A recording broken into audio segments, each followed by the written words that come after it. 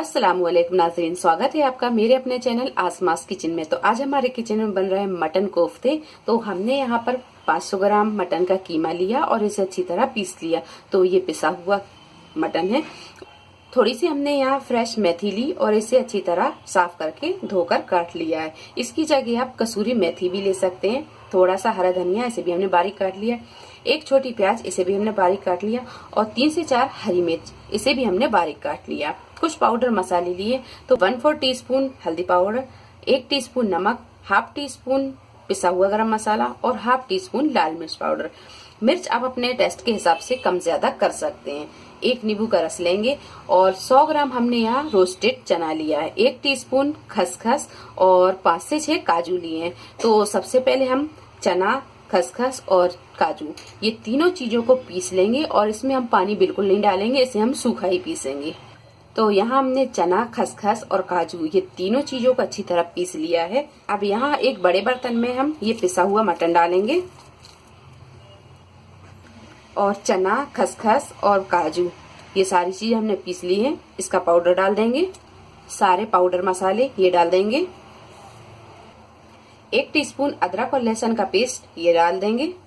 हरी मिर्च, प्याज, हरा धनिया और फ्रेश मेथी, ये सारी चीजें डाल देंगे और नींबू का रस डाल देंगे और सारी चीजों को अच्छी तरह हम मिक्स कर लेंगे। कोफ्तों को थोड़ा सा जूसी बनाने के लिए हम डाल देंगे इसमें ये 2 चम्मच तेल, 2 चम्मच ये, तो 2 चम्मच हम यहाँ तेल डाल देंगे और यहाँ तेल को भी हम अच्छी तरह मिक्स कर लेंगे। और यहाँ जब ये सारी चीजें अच्छी तरह मिक्स हो जाए तो अब बना लेते हैं हम इसके कोफ्ते। थोड़ा सा हम मटन लेंगे और इसे एक बॉल की तरह बनाकर हम तैयार कर लेंगे और इस तरह की हम सारी बॉल्स बनाकर तैयार कर लेंगे। तो सारे कोफ्ते हमने यहाँ बना लिए हैं। अब कर लेते हैं हम ग्रेवी की तैयारी। एक कढ़ाई में हमने यहाँ 2 बड़े चम्मच तेल डाल दिया है और 2 मीडियम साइज की प्याज, जिसे हमने बहुत बारीक काट लिया है, इसे फ्राई कर लेंगे। और प्याज को हमें यहाँ गोल्डन ब्राउन होने तक फ्राई करना है। जब प्याज यहाँ इस तरह फ्राई हो जाए तो अब इसे हम निकाल लेंगे। तो कढ़ाई को हम थोड़ा सा तिरछा करेंगे और इसे इस तरह हम निकाल लेंगे। तो प्याज को हमने यहाँ निकाल लिया है। अब इसे कर लेंगे हम थोड़ा सा ठंडा और ठंडा करके हम इसे पीस लेंगे। प्याज को फ्राई करने के बाद में तेल को हमने थोड़ा सा निकाल लिया और यहाँ पर 1 बड़ा चम्मच के करीब ये तेल बचा हुआ है। अब इसी तेल में हम ग्रेवी को तैयार कर लेते हैं। तो यहाँ डालेंगे हम ये साबुत मसाले। तो मसालों में हमने यहाँ पर लौंग, काली मिर्च, हरी इलायची और थोड़ी सी दालचीनी लिए, ये डाल देंगे और थोड़ा सा इसे तड़क जाने देंगे। और मसाला जब थोड़ा सा तड़क जाए तो अब डाल देंगे इसमें हम ये 1 मीडियम साइज की प्याज का पेस्ट। 2 प्याज हमने फ्राई करके निकाल ली है। 1 प्याज का पेस्ट हम इसमें डाल देंगे। 1 टेबल स्पून अदरक और लहसुन का पेस्ट ये डाल देंगे और यहाँ हम इसे 5 से 6 मिनट अच्छी तरह से भून लेते हैं। 1 टीस्पून लाल मिर्च पाउडर, 1 टेबल स्पून धनिया पाउडर, हाफ टी स्पून पिसा हुआ गरम मसाला, हाफ टी स्पून नमक और हाफ टी स्पून हल्दी पाउडर लिया। नमक और मिर्च आप अपने टेस्ट के हिसाब से कम ज्यादा कर सकते हैं। मैं अपनी हर वीडियो में आपसे यही कहती हूँ कि नमक और मिर्च आप अपने टेस्ट के हिसाब से ले सकते हैं। मेरे यहाँ मिर्च थोड़ी सी ज्यादा खाई जाती है, इसीलिए मेरी सब्जी में थोड़ी सी मिर्च ज्यादा होती है।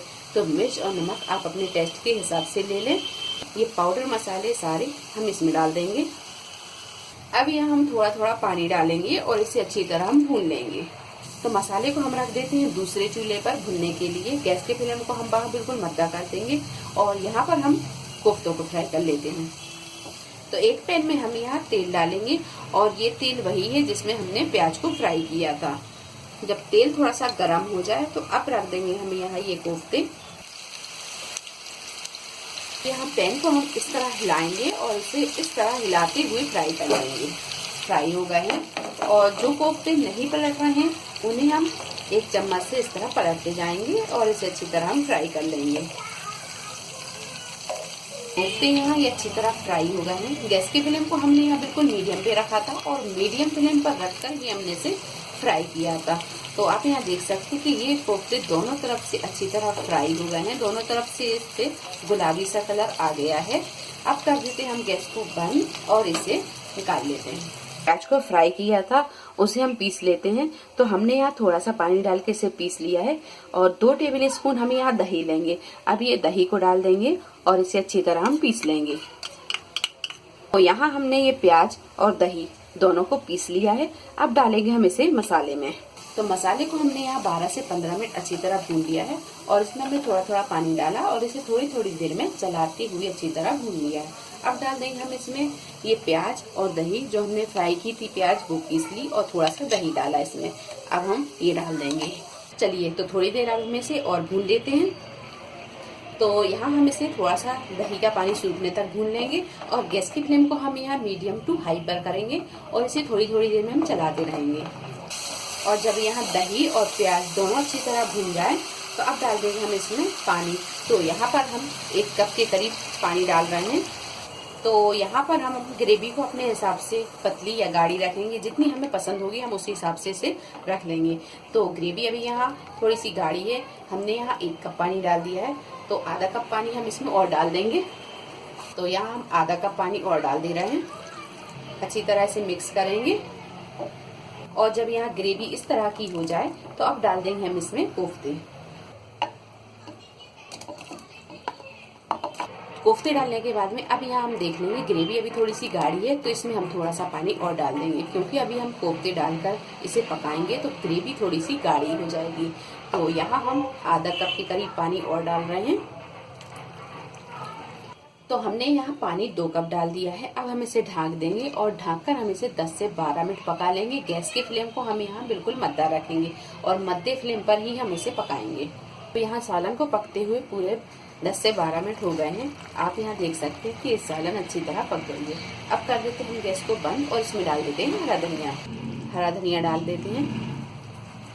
अब कर लेते हैं हम इसे डिश आउट। तो हरे धनिया को हम थोड़ा सा मिक्स कर देंगे। तो लीजिए मटन कोफ्ता बनकर तैयार है। उम्मीद है आपको हमारी ये वीडियो पसंद आई होगी। वीडियो पसंद आई तो इसे लाइक और शेयर करें, मेरे चैनल को सब्सक्राइब करें। तो अगली नई रेसिपी के साथ फिर हाजिर होते हैं। तब तक आप अपना ख्याल रखें। अल्लाह हाफिज।